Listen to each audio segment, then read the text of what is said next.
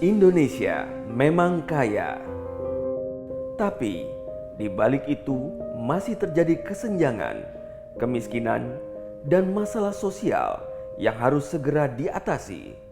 Antara lain, perlindungan pada anak, dukungan pada lansia agar berkarya dan bahagia, bantuan pada korban bencana, dan fasilitasi pada para penyandang disabilitas. Pemerintah dengan segala keterbatasannya tidak mungkin menyelesaikan permasalahan itu sendiri, tetapi merupakan tanggung jawab bersama antara pemerintah, masyarakat, dan dunia usaha. Adapun dana persebaran dan penyaluran bantuan tahun 2016 yang bersumber dari partisipasi dunia usaha atas penyelenggaraan undian gratis berhadiah atau UGB dan pengumpulan uang atau barang atau PUB disalurkan untuk membantu penanganan penyandang masalah kesejahteraan sosial atau PMKS ke seluruh Indonesia. Sampai pada tahun 2012, Direktorat PSDBS Kementerian Sosial melakukan pelayanan perizinan UGB dan PUB secara manual, di mana prosesnya dimulai dari Dinas Sosial, yang mengakibatkan prosedur perizinan UGB dan PUB memakan proses yang cukup panjang dan kurang memberikan kenyamanan. Ini karena tugas Dinas Sosial Provinsi juga merupakan tugas Direktorat PSDBS Kementerian Sosial, sehingga terjadi tumpang tindih tugas pada masing-masing instansi. Di tahun 2013 sampai 2014, Direktorat PSDBS Kementerian Sosial memulai layanan online. Tapi, pelayanan perizinan terpadu satu pintu P2T dan Dinas Sosial masih manual.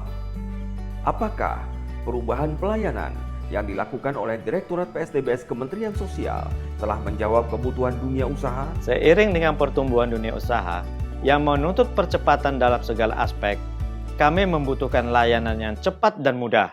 Di tahun 2015, Direktorat PSDBS Kementerian Sosial meluncurkan layanan aktif dengan melakukan perubahan-perubahan, yakni layanan akuntabel, transparan, integrasi, dan informatif, di mana segala proses yang dilakukan dapat diakses di halaman website http://simppsdbs.kemsos.go.id.